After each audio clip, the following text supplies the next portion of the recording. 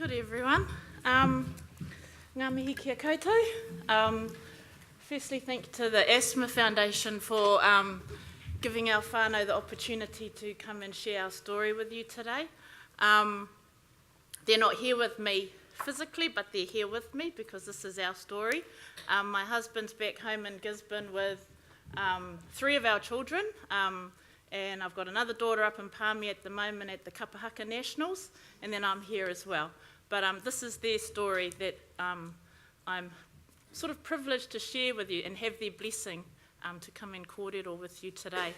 I'm here for our daughter Tomairangi. She's 12 years old. She put this slideshow together. I asked her to just come up with some images that, you know, show what she goes through every day and some of her goals and aspirations. She has severe brittle asthma and bronchiectasis, and she's been in hospital nearly 90 times. We've had 29 admissions to hospital this year. My husband had to take her in this morning after a bit of a rough night, and we've had about 90 days in hospital so far this year. And so it's exactly like when Dr. Lance said this morning that I don't go away a lot from home, just from having to be close and keep the whānau together. And so when I decided to accept the invitation to come and speak here today, it was with Tomairangi's blessing. And so, you know, when we look at all those admissions and we're like, gosh, that's just such a lot for such a young kid. And as well as all the school that she misses out on, it's everything else that she doesn't get to experience, you know. If you've read the annual report, you'll see our story in there, and that's the stuff that I'm touching on today, is, you know, she doesn't have friends. She hasn't had a best friend because she's always in hospital. So she has friends at school, and she's quite popular. She has a lot of friends at school, but they're just friends at school. They don't, it doesn't deepen and develop into, you know, really close friendships. So when she's in hospital, she doesn't get visited by any friends. She doesn't get to go to birthday parties or sleepovers. And so it's all that stuff that makes us, you know, really, really sad for her. And I think, what else was I going? Oh, yeah, she's missed a lot of school, all the friends. We've sort of, through all of that though, we've seen, you know, how her strength and her resiliency come through. And, you know, last March when we were at the Asthma Awards with Esther, and Tomairangi got an award for her strength and determination. And, you know, we never thought that in 2 months' time she would need to really draw on that to help keep her alive, really, because she had a massive attack in Gisborne Hospital. She had 1 lung collapse, had a cardiac arrest, needed 2 minutes of CPR. They got her back. Half an hour later, the other lung collapsed, another cardiac arrest, and it took 9 minutes to get her back that time. So we, you know, it was traumatic and terrifying for us.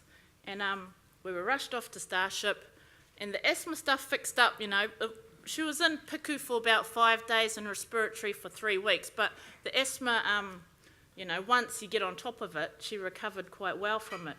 But she was left with a brain injury from having gone without oxygen for so long. So much of last year was spent doing rehab, and she had to learn how to walk again, learn how to feed herself, learn how to dress herself, learn how to write.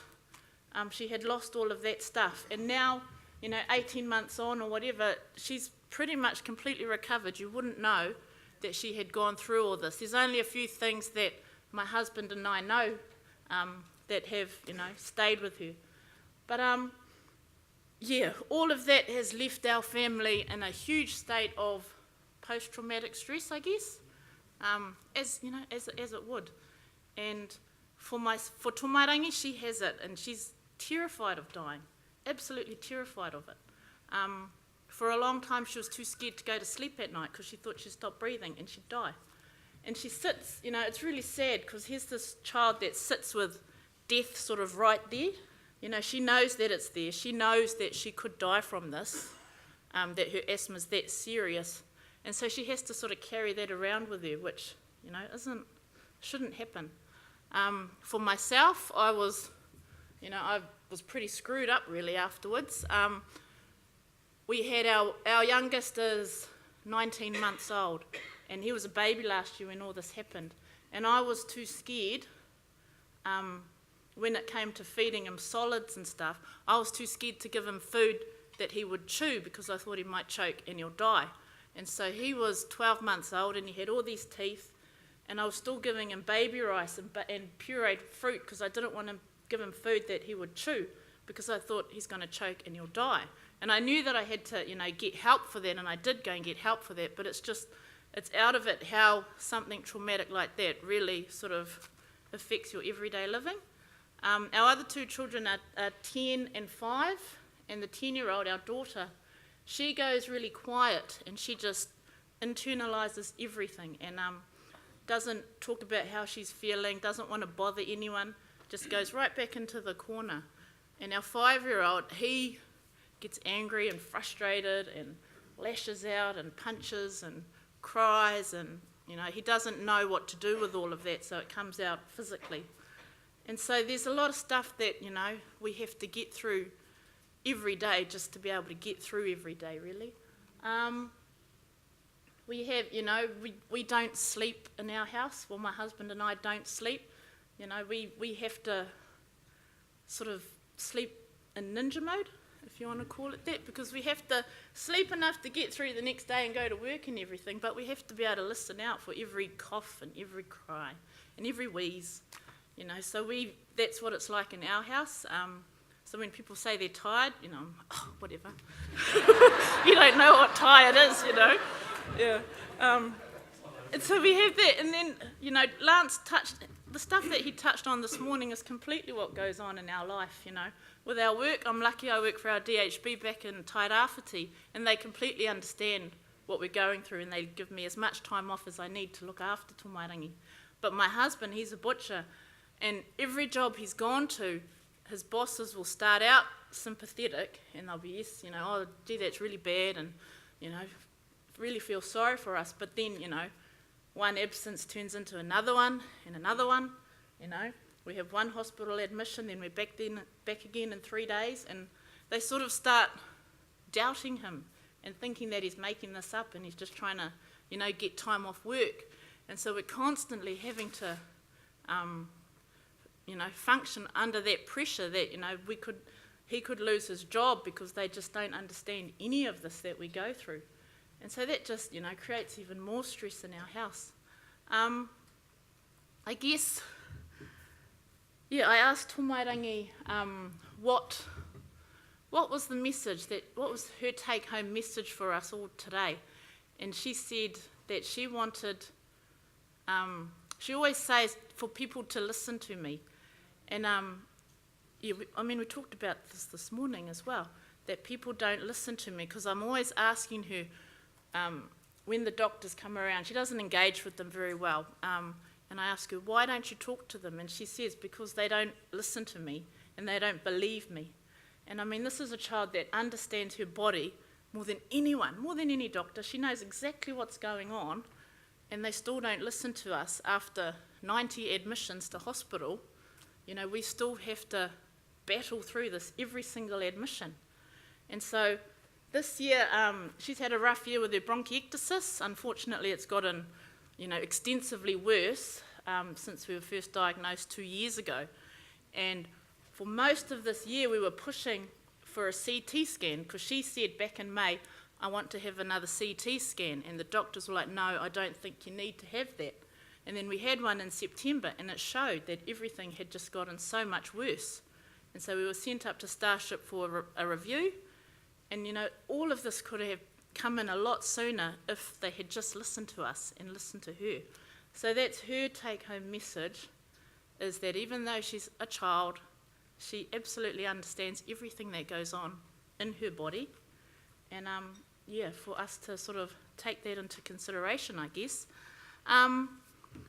I have only got 10 minutes, so I think I've sort of touched on that. I wanted to keep it short and brief, so hopefully that. Thank you.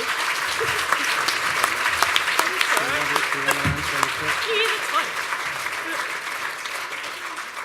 Sharon's happy to take a few questions if there are anybody wants to say anything or ask a question. Cameron.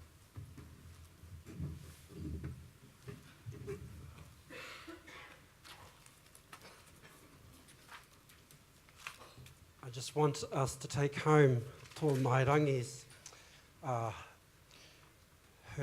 sense of herself, because it is a story that can be told many times.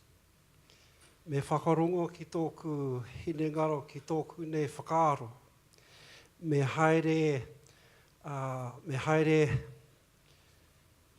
ki runga te kohotahitanga e rua ngā huarahi.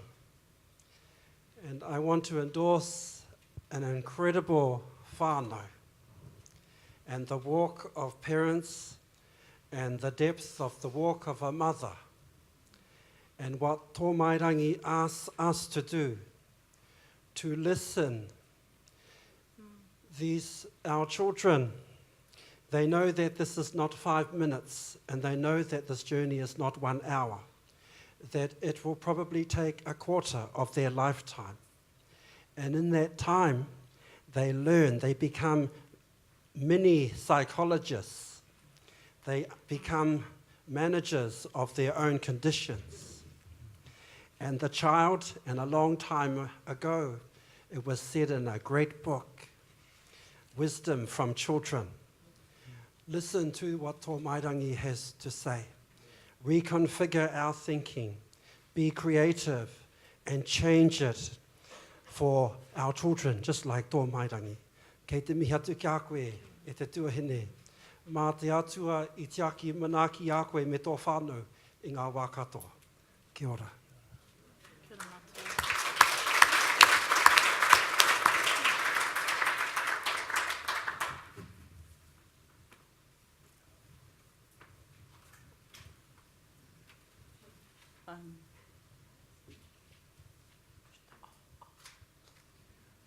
Hello. Oh, okay.